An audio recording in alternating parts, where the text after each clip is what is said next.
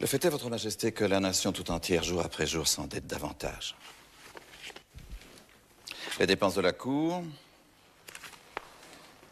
les dépenses personnelles de Sa Majesté la Reine, notre participation à la guerre pour l'indépendance de l'Amérique, qui nous a coûté un total de 2000 millions de livres. Pour être honnête, Votre Majesté, les perspectives sont peu encourageantes.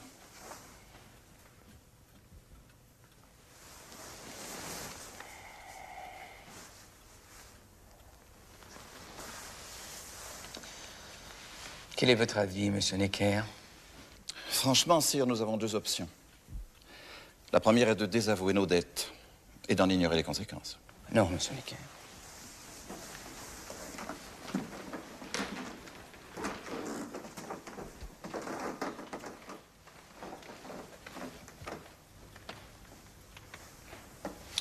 Votre seconde option? Convoquer les États généraux, sire. C'est le seul corps d'État qui ait le pouvoir de lever les impôts pour rembourser les dettes de Votre Majesté. Mais nous n'avons pas recouru à cette extrémité depuis 150 ans, Monsieur Necker. Sire, c'est inévitable.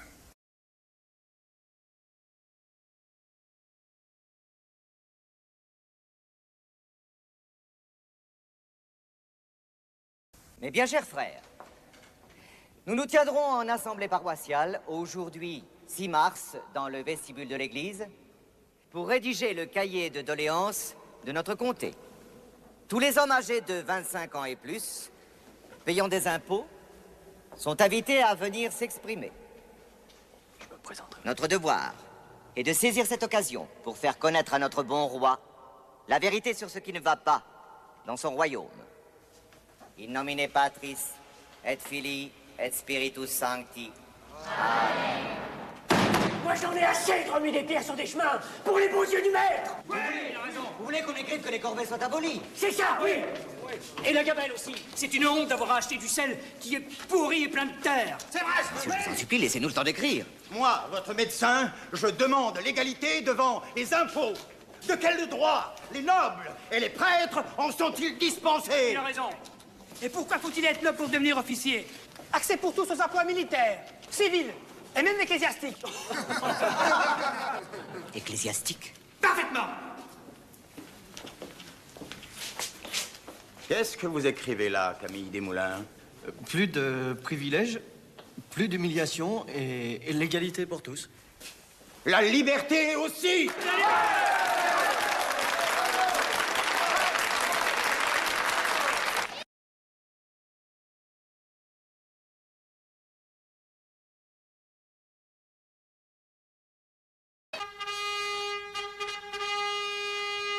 Je crois que les trois ordres ici réunis coopéreront pour le bien général de l'État.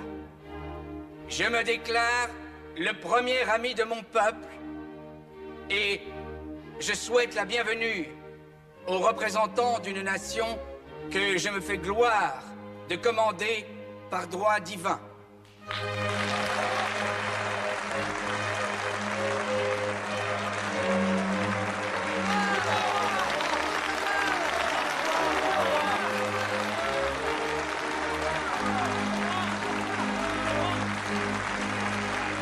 Qui sont ces messieurs, tous vêtus de noir? Comment, Les députés avant du tiers-État, toute chose, monseigneur. ne rendrais-je pas hommage C'est quoi le au tiers-état? génie français, Tous ceux qui ne sont ni nobles, ce ni génie prêtres. incomparable. qui Cela fait beaucoup pourvoit de à tout. monde.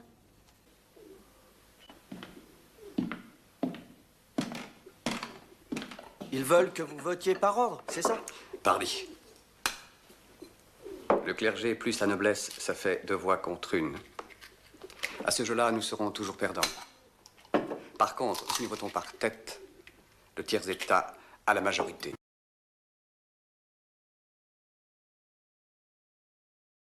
Des membres du clergé ont rejoint le tiers-État, sire. Ils déclarent représenter 96% de la nation et projettent de se constituer en Assemblée nationale, en se passant de l'accord de Votre Majesté. Exactement ce que j'avais prédit. Mon frère, la meilleure solution, Monsieur Necker, serait de m'adresser aux trois ordres et de les informer que leurs actions sont illégales. Pardonnez-moi, sire. Il semble que la situation requiert la diplomatie et non pas l'affrontement. Au nom du ciel, qu'est-ce qui se passe? Dites-moi. On nous empêche d'entrer, ordre du roi. Au jeu de paume. Oui. Bailly a raison. Au jeu de paume.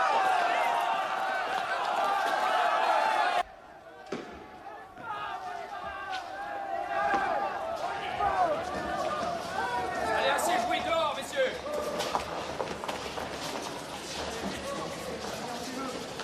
Au vestiaire, messieurs.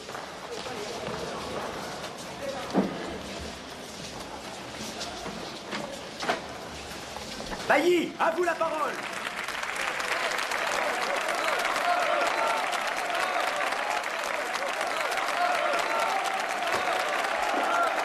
Silence! Silence! Faisons le serment, ici et maintenant, de ne jamais nous séparer et de nous rassembler partout où les circonstances l'exigent jusqu'à ce que nous ayons donné à la France une constitution.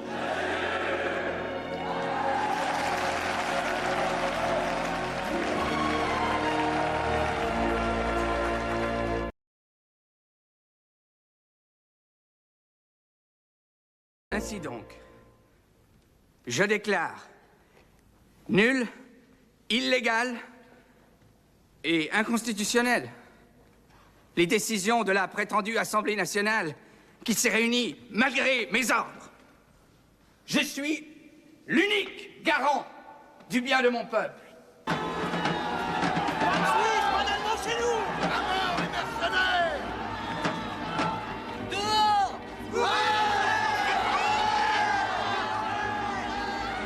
Tout ce que j'ai à dire, Votre Majesté, c'est que l'intervention des régiments étrangers me semble mal avisée.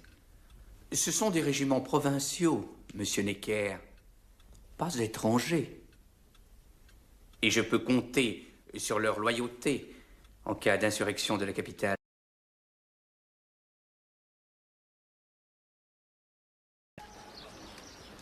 Ce soir même, les bataillons suisses et allemands sortiront du champ de Mars pour nous égorger.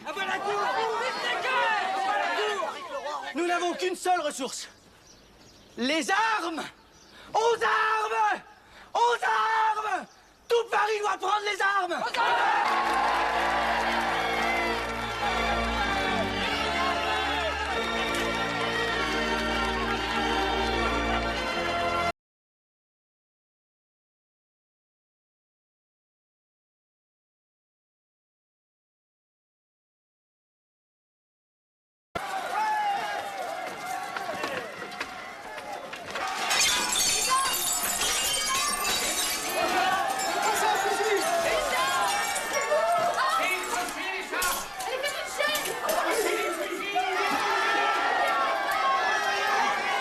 Les armes, on les prend où? Les fusils sont aux Invalides et la poudre à la Bastille.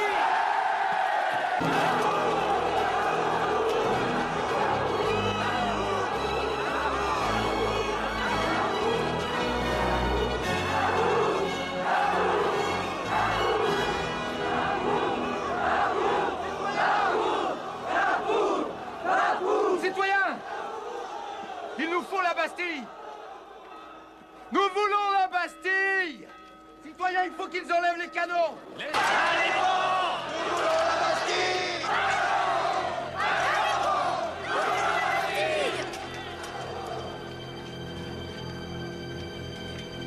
Ils nous font signe d'entrée. Allons-y.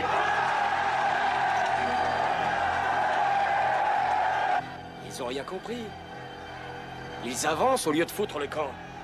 Monsieur, si vous avez quelque autorité sur votre district, c'est bien ça. Ordonnez à vos gens de se retirer. Faites-leur savoir que j'ai juré de ne pas tirer le premier.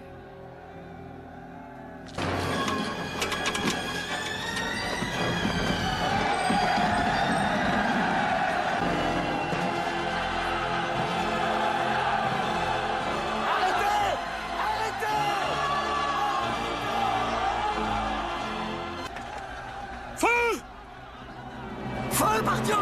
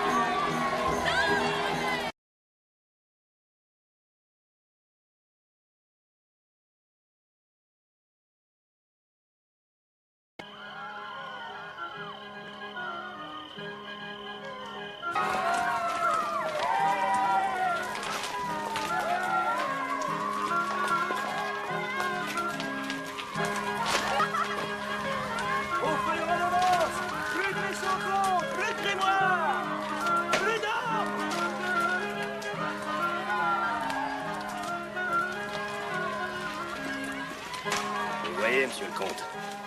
Toutes les corvées, ça durait depuis trop longtemps.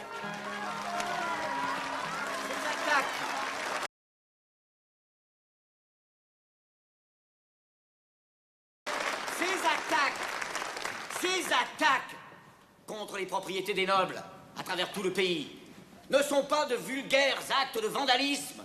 Ces attaques doivent nous remplir de fierté. Elles sont les bûchers expiatoires des privilèges.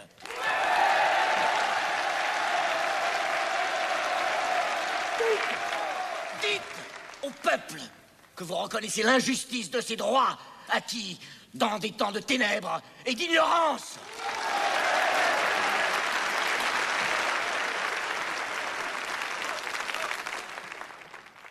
Notre collègue breton a raison. La colère du peuple est une juste colère. Moi, vicomte de Noailles, je propose que tous les privilèges et les droits de la noblesse soient abolis.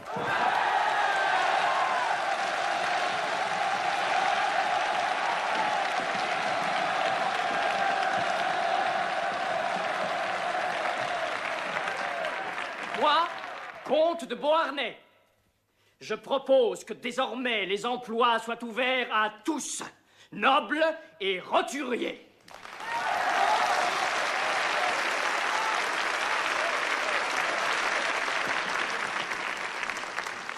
Moi, duc de La Rochefoucauld-Liancourt, demande que l'Assemblée nationale abolisse enfin l'esclavage des nègres, ces créatures dont il ne faut jamais oublier qu'elles sont humaines.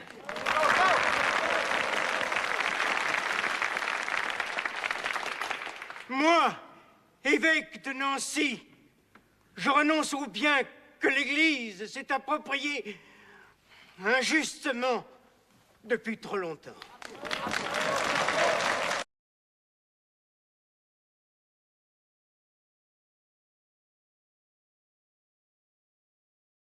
Les représentants du peuple français, constitués en Assemblée nationale, considérant que l'ignorance, l'oubli ou le mépris des droits de l'homme sont les seules causes des malheurs publics et de la corruption des gouvernements, ont résolu d'exposer dans une déclaration solennelle les droits naturels, inaliénables et sacrés de l'homme.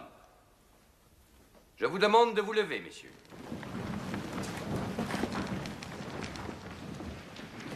Article 1er. Les hommes naissent et demeurent libres et égaux en droit. Les distinctions sociales ne peuvent être fondées que sur l'utilité commune. Ces droits sont la liberté, la propriété, la sûreté et la résistance à l'oppression. Le principe de toute souveraineté réside essentiellement dans la nation. La loi n'a le droit de défendre que les activités nuisibles à la société. Tout ce qui n'est pas défendu par la loi ne peut être empêché. La loi est l'expression de la volonté générale. Tous les citoyens étant égaux à ses yeux, sont également admissibles à toute dignité, place et emploi public. Nul homme ne peut être accusé, arrêté, ni détenu que dans les cas déterminés par la loi. Tout homme est présumé innocent jusqu'à ce qu'il ait été déclaré coupable.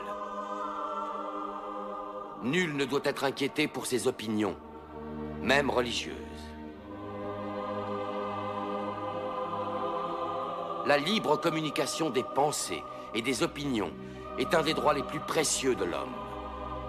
Tout citoyen peut donc parler, écrire, imprimer librement, sauf à répondre de l'abus de cette liberté dans les cas déterminés par la loi. J'ai fait de mon mieux, monsieur Necker, mais je ne signerai pas ni les décrets sur l'abandon des privilèges, ni les droits de l'homme. Comment l'Église vivra-t-elle sans la dîme? Et la petite noblesse Sans la redevance de ces paysans? Je me dois de rappeler à votre majesté que ce sont la noblesse et le clergé eux-mêmes qui... Mais pourquoi les droits de l'homme? Je suis le roi.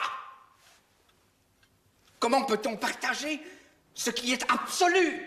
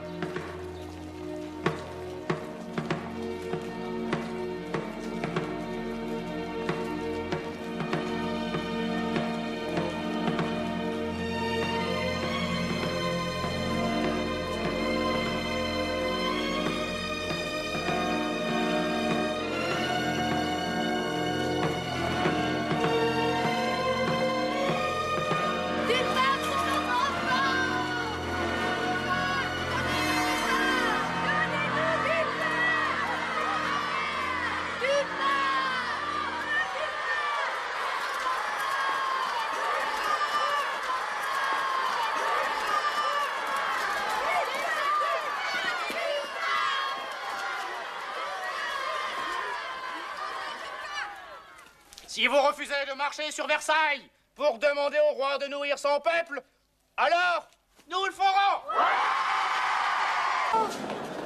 Taisez-vous! Des femmes de Paris sont en marche sur Versailles pour réclamer du pain. Mettez-vous en marche aussi pour l'honneur. La cause que nous avons défendue est perdue si vous ne vous montrez pas prêts à vous battre et à vous battre encore pour garder ce que vous avez gagné. En route!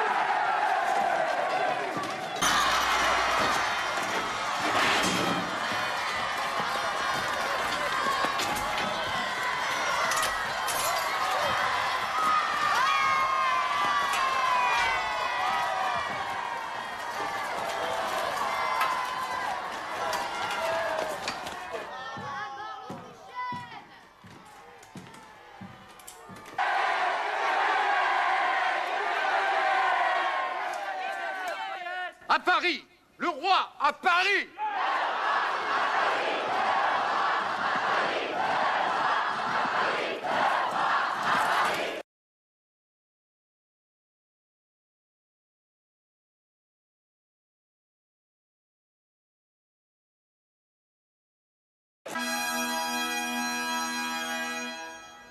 Moi, roi des Français, je jure d'employer tout le pouvoir qui m'est délégué par la loi à maintenir la Constitution décrétée par l'Assemblée nationale et acceptée par moi.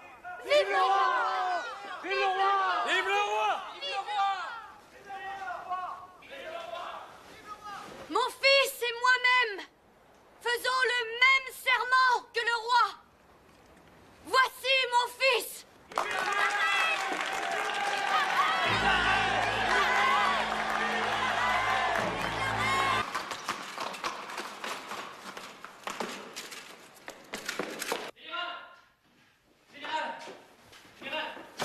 Général! Mon général, le roi est parti. Parti où? Il s'est enfui avec la reine et toute la famille royale. Comment est-ce possible? S'il passe la frontière, je n'ose pas y penser. Ils reviendront à la tête d'une armée d'émigrés et ce sera la guerre civile.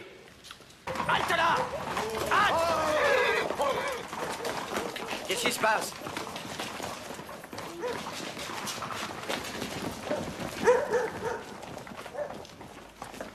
Où allez-vous? À Francfort. C'est pas la route. Je suis le procureur de la commune de Varennes. Votre passeport.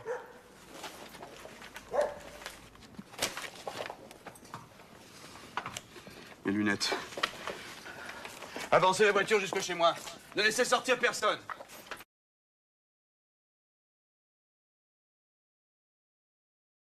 Je sais. J'ai su aussi pour l'amnistie générale. Vous envisagez de revenir? Quand je le jugerai utile. Pour le moment, le roi travaille pour nous. Il exerce son veto pour protéger les émigrés et les prêtres qui sont restés fidèles à Rome. Il est en train de se mettre tout le pays à dos. Le pays, c'est possible, mais pas le reste de l'Europe. La menace d'invasion est très nette. La révolution est un tel danger pour les têtes couronnées un peu partout. Et c'est le cas, j'espère. Nous ne sommes pas en état de faire la guerre. Et quelle que soit son issue, elle ne servira que le roi. Nous n'avons rien à craindre de la guerre, car elle seule peut purger la France du despotisme qui l'étouffe. Espérez-vous d'un souffle détruire l'aristocratie, les prêtres réfractaires, tous ceux qui s'opposent à la révolution? Alors il faut détruire l'armée d'émigrés qui se rassemble à Coblence, tandis que nous parlons. Alors seulement quand nous aurons écrasé tout espoir d'aide extérieure, le roi sera forcé de gouverner conformément à la Constitution. Écoutez, je propose que l'Assemblée décrète la patrie en danger, aux armes, citoyens, aux armes, hommes libres. Défendons notre liberté. Aux armes, oui. Aux armes, citoyens. Aux armes, citoyens. Au bataillon. Marchons, marchons. Que s'arrête plus.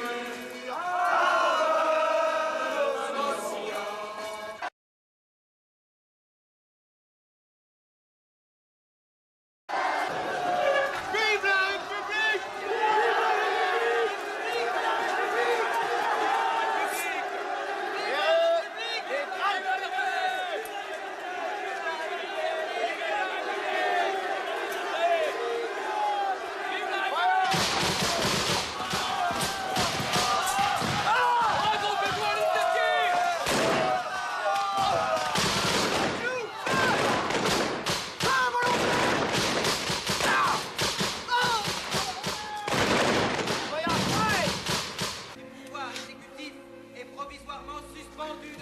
Charles.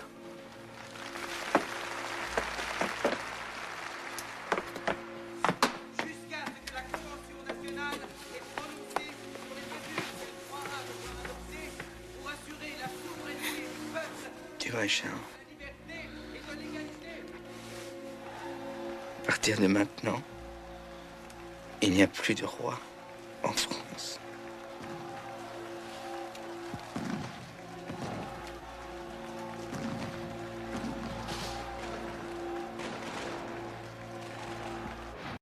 C'est terminé, Maxime. Le roi est démis de ses fonctions. Il y a un conseil provisoire de 6 ministres. Danton est ministre de la Justice. Et tu dis terminé. Nous n'en sommes peut-être qu'au commencement, Camille.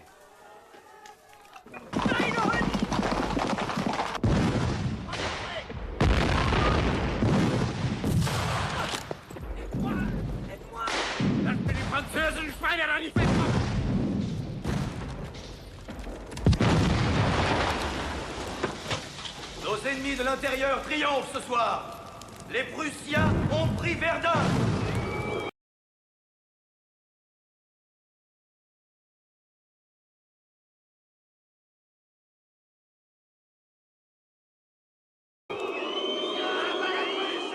Les aristocrates, les prêtres, les traîtres, les comploteurs dans nos prisons, tous attendent l'arrivée de leurs maîtres étrangers. Ce sera le signal de leur rébellion et leur ralliement aux forces du roi de Prusse. À mort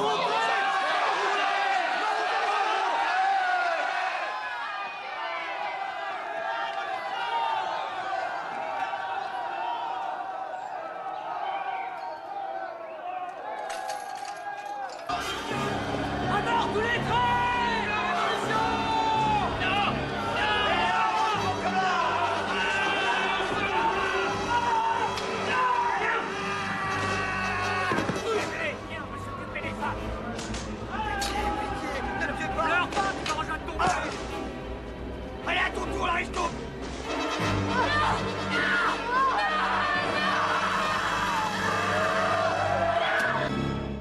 envahissent toutes les prisons de Paris. Ils ne pensent qu'à massacrer quiconque est suspecté d'avoir une sympathie pour leur roi. Nom de Dieu! Ce n'est plus une révolution. On tourne en dérision tout ce que nous avons essayé de changer. Oui, c'est vrai. Ce qui est arrivé est un outrage, une insulte à la Révolution, et à nous tous ici. Mais nous devons faire la guerre. Et tous ceux qui, en France, jusque-là, conspiraient pour nous la faire perdre, sont aujourd'hui des hommes terrifiés.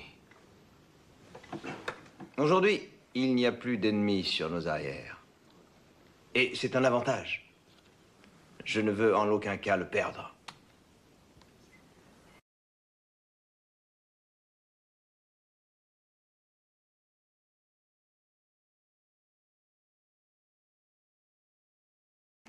Aujourd'hui, notre armée peut affronter les Prussiens sans craindre les amis du roi à Paris.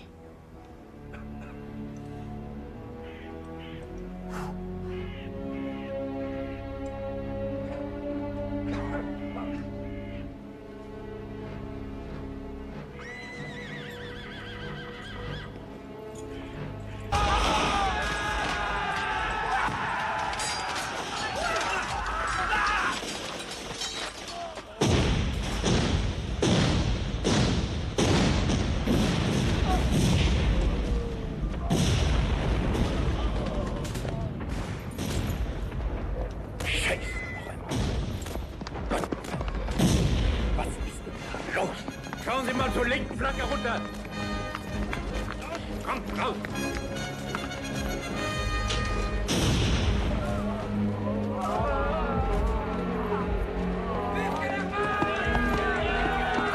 Longue vie à la nation! Longue vie à la France!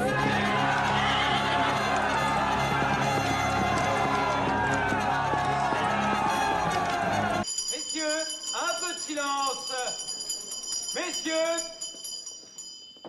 en ce jour mémorable où la Convention nationale, élue par tous les Français, se réunit pour la première fois, je mets aux voix la proposition du citoyen Collot d'Herbois, proclamer à la face du monde que la monarchie est abolie en France.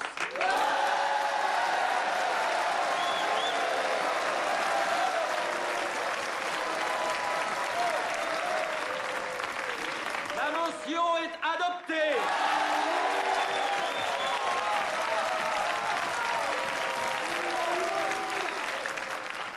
Je propose que la nouvelle constitution de la République, élaborée par cette convention, soit soumise au peuple français comme un tout pour être approuvée.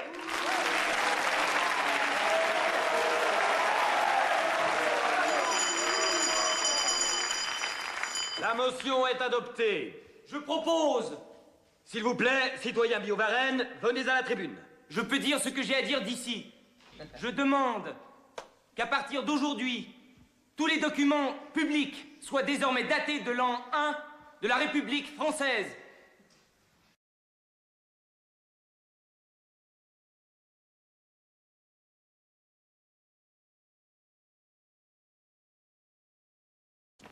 Tant qu'il vivra, Louis Capet sera un signe de ralliement pour les traîtres qui continuent de se cacher parmi nous. Et pour tous les ennemis qui attendent à nos frontières le moment de nous écraser. Mon nom est Chambon, maire de Paris. Il est de mon devoir de vous informer que la Convention a pris la décision de vous assigner devant un tribunal. Je vois. Sous quelle accusation? L'accusation sera portée à votre connaissance en bonne forme et en son temps. Vous avez la possibilité de choisir votre avocat. Mais avant et pendant le procès, vous n'aurez le droit à aucune communication avec votre famille. La Convention nationale, en vertu de la souveraineté qui lui a été conférée par le peuple français, est chargée d'énoncer les crimes de Louis Capet. Tentative de corruption des députés, à commencer par Mirabeau. Tentative d'évasion. Massacre du Champ de Mars. Vos frères, ennemis de la nation, ont rallié les émigrés sous leur drapeau. Ces émigrés-là font la guerre à la France. Vous ne les avez pas désavoués? Mais si, monsieur. J'ai désavoué toutes les actions de mes frères aussitôt qu'elles ont été portées à ma connaissance. L'éprouver que vous avez appelé les régiments qui défendaient la patrie à déserter. Jamais, monsieur. Jamais. Vous avez opposé votre veto au décret contre les prêtres réfractaires. Comme la Constitution m'en donnait le droit. Pourquoi avoir fait doubler la garde suisse aux Tuileries au début du mois d'août? Parce que le palais était menacé, j'étais une autorité constituée, il était de mon devoir de prendre des mesures défensives. Non. Le 10 août, vous avez fait couler le sang des Français. Non, monsieur, ce n'est pas moi. Carnot, c'est par fidélité au principe que tous les hommes sont égaux devant la loi. Je vote la mort. Collot d'Herbois. La mort, dans les 24 heures. Vergniaud. La mort. Mais je demande qu'il soit sursis à l'exécution. Lindet. Ceux qui hésitent à frapper un tyran ne méritent pas le nom de républicain. Je vote pour la mort. Marat. La mort. Saint-Just. La République ne doit montrer aucune faiblesse. La mort. Brissot. La mort. Avec sursis.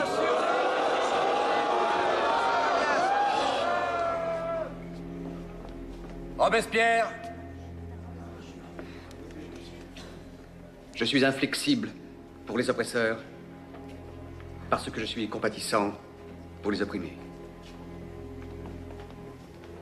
La mort. Desmoulins. Je vote la mort. Danton. La mort.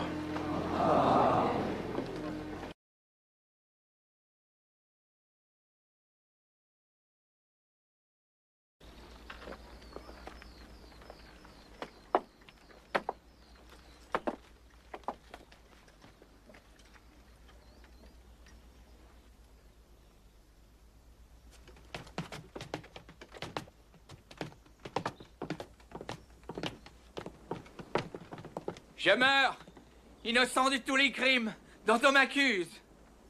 Je pardonne à ceux qui sont coupables de ma mort. Et je prie Dieu pour que le sang que vous allez répandre ne retombe jamais sur la France.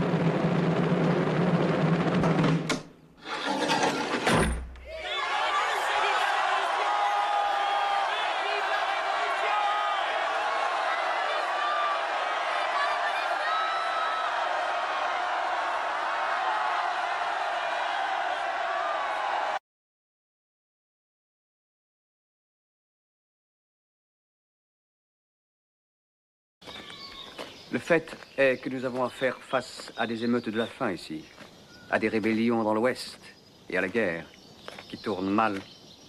Pendant un moment, nous avons cru avoir écrasé l'opposition, mais elle renaît comme une maladie incurable. Les hommes qui avaient accepté la révolution, qui ont tout au moins reconnu qu'un changement était nécessaire, se sont maintenant retournés contre elle. Ils veulent une révolution respectable, un gouvernement modéré. Nous devons faire face, Georges. Ce sont les modérés qui sont maintenant nos ennemis. Nous y ferons face. Le tout est de savoir comment. Temps exceptionnel, mesure exceptionnelle. Dans une situation de péril, le processus légal ordinaire n'a plus sa place. Personne n'a un plus grand respect de la loi que moi, comme tu le sais bien. Mais si la loi cesse d'accomplir ce pourquoi elle a été créée... Une justice sommaire. C'est ça que tu veux.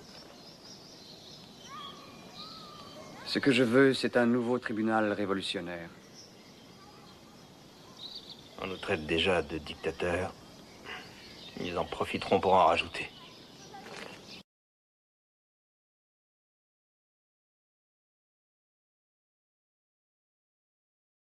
J'ai demandé personnellement à la Convention la construction de greniers où le grain sera gardé pour le protéger contre les spéculateurs et tous ceux qui voudraient affamer le peuple à leur profit.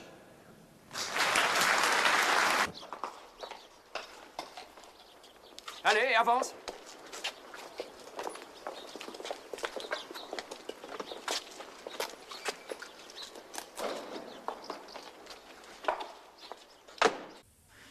Le tribunal, après la déclaration unanime du jury, condamne la dénommée Marie-Antoinette, dite Lorraine d'Autriche, veuve de Louis Capet, à la peine de mort et déclare, conformément à la loi du 10 mars dernier, que ses biens soient confisqués au bénéfice de la République et ordonne qu'à la demande de l'accusateur public, le présent jugement soit exécuté place de la Révolution et qu'il soit imprimé et affiché dans toute l'étendue du territoire de la République.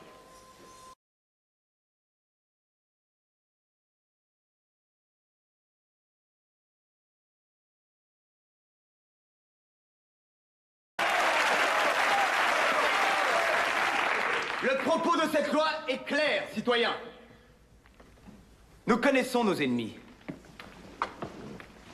Ceux parmi nous qui continuent à souhaiter que nous perdions ces guerres. Mais ils ne se moqueront plus longtemps de nous, en proclamant que nous ne pouvons pas prouver leur trahison. C'est simple. Obligeons-les à prouver leur propre innocence. Tous ceux qui ne pourront pas apporter une preuve tangible de leur engagement pour la Révolution seront automatiquement passibles d'arrestation. La terreur est à l'ordre du jour.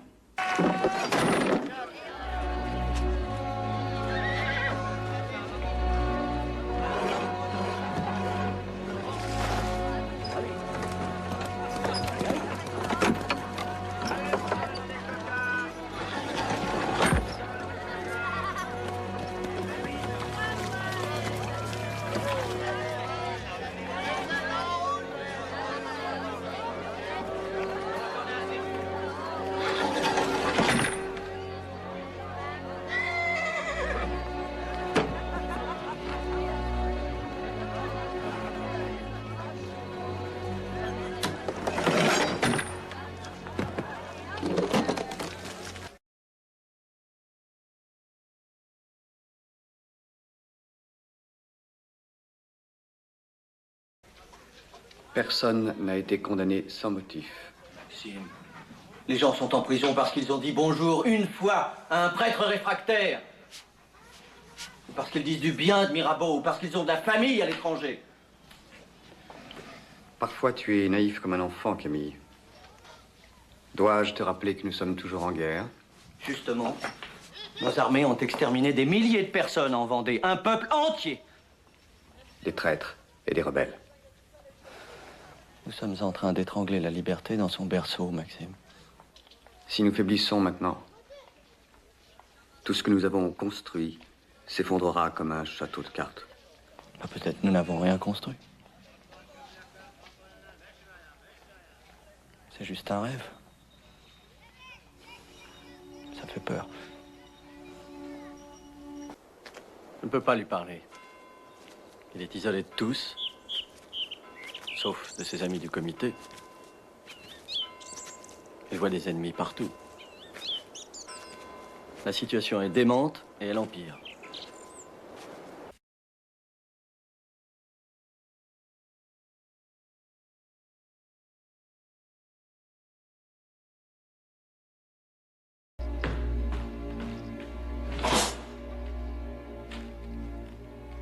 J'ai ici une déclaration d'un prisonnier du Luxembourg faisant part d'une conspiration entre la femme des Moulins et certains aristocrates pour libérer son mari et Danton. C'est tout ce qu'il nous faut, citoyens, pour agir.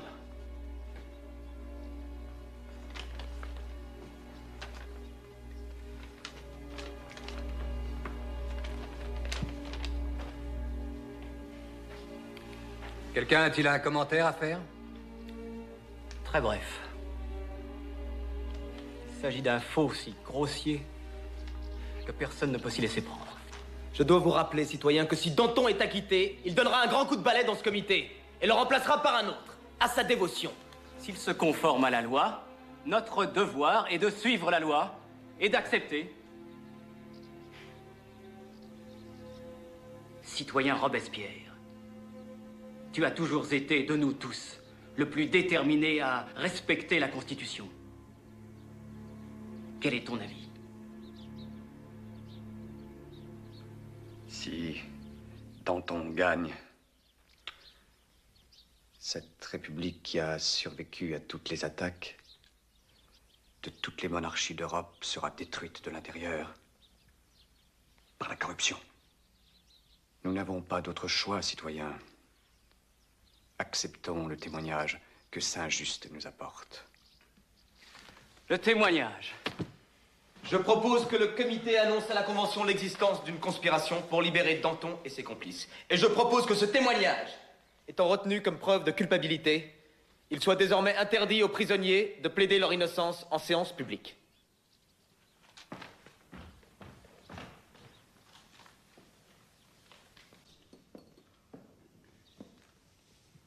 Il n'y aurait pas eu de révolution sans moi. Il n'y aurait pas eu de république sans moi. Non, vous ne me traînerez pas vers la mort. Je suis vivant, à jamais. Le monde nous regardera et se demandera quel genre d'hommes nous étions. Ne laissons pas dire que nous n'étions pas meilleurs que ceux que nous avons chassés. Nous sommes tous condamnés à mourir. Je connais cette cour. C'est moi qui l'ai créée. Et j'en demande pardon à Dieu et aux hommes. À l'origine, elle devait être, non pas le fléau de l'humanité, mais un rempart. Une dernière instance contre le déchaînement des fureurs, de la brutalité et de la peur. Au lieu de cela, c'est devenu l'assassinat des consciences. Et ceux qui plus tard nous jugeront verront bien que moi, Danton, je n'ai pas voulu cela. Si je parle aujourd'hui, c'est pour défendre ce que nous avons réalisé. C'est pour tout ce que nous avons atteint. Et non pour sauver ma vie. Nous avons brisé la tyrannie des privilèges. Nous avons tué le ver dans le fruit, en abolissant ces pouvoirs auquel n'avait droit aucun homme. Nous avons mis fin au monopole de la naissance et de la fortune, et cela dans tous les grands offices de l'État. Dans nos églises, dans nos armées, dans ce vaste complexe d'artères et de veines qui fait vivre ce corps magnifique de la France. Nous avons déclaré que l'homme le plus humble de ce pays est désormais l'égal des plus grands. Et cette liberté acquise pour nous-mêmes, nous l'avons offerte aux esclaves. Et nous confions au monde la mission de bâtir l'avenir sur l'espoir que nous avons fait naître. Ceci, c'est plus qu'une victoire dans une bataille. Plus que les épées, les canons et tous les escadrons de cavalerie de l'Europe. Et cette inspiration, ce souffle pour tous les hommes, partout, en tout lieu. Cet appétit, cette soif, jamais on ne pourra l'étouffer.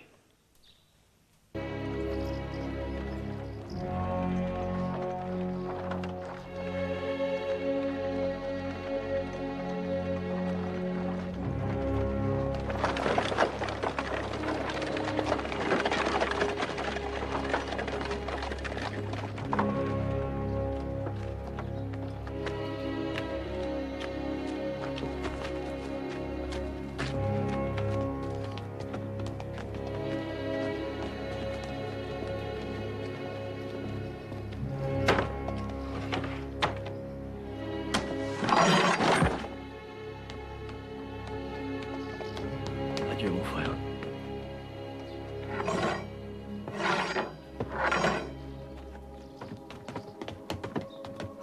Samson, prends cette mèche de cheveux. C'est les cheveux de ma femme. Envoie-les à sa mère.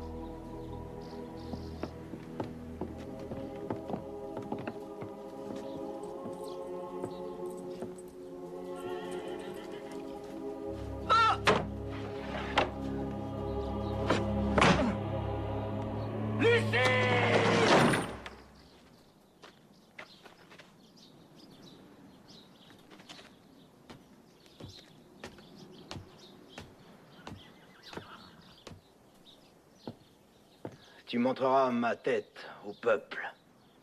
Elle en vaut la peine.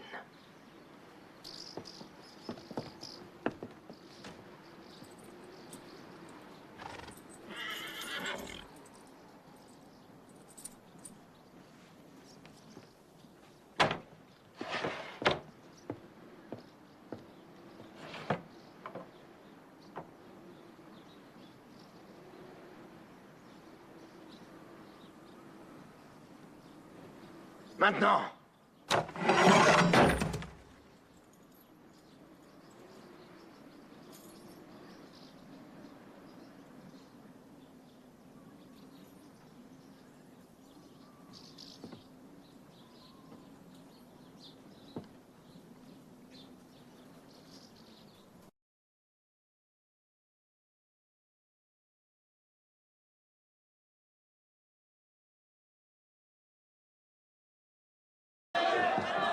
Vous êtes des faibles et vous ne comprenez rien. La loi de Prairial a été introduite uniquement pour punir une demi-douzaine de traîtres à la Convention. Vous avez exécuté plus de personnes pendant ces 2 derniers mois que pendant ces 2 dernières années. Moi, j'ai exécuté. Oui, vous. Votre justice. Votre loi. Ou votre absence de justice. Alors, souhaitez-vous voir encore d'autres procès comme celui de Danton? Il n'y a plus de procès. Il n'y a que des exécutions. C'est un mensonge. Vous avez placé vos propres hommes triés sur le volet à tous les postes clés. C'est encore un mensonge. Je suis venu ici révéler une vaste conspiration. Un moment, citoyen. Il faut épurer les comités et rendre toute son autorité à la Convention nationale. Citoyen, je dois te demander de nommer ceux à qui tu fais allusion.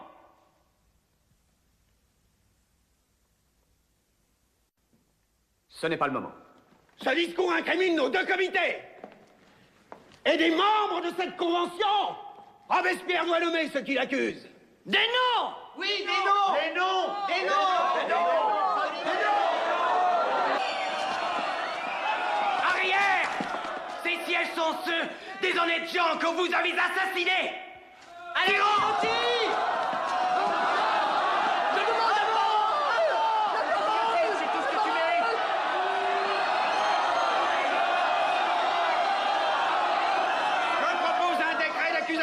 Contre Robespierre.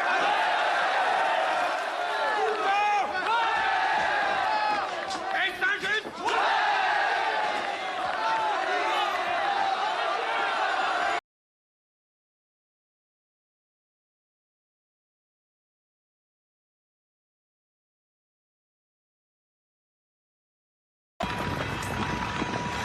Il faut défendre l'hôtel de ville à tout prix. Ce doit être une forteresse. Et surtout, il faut faire appel à l'armée. L'armée. Installez la barricade. Par ici, soldats. Ils se sont réfugiés à l'hôtel de ville. La commune de Paris se déclare en révolte contre nous. Il faut les exécuter, sans procès.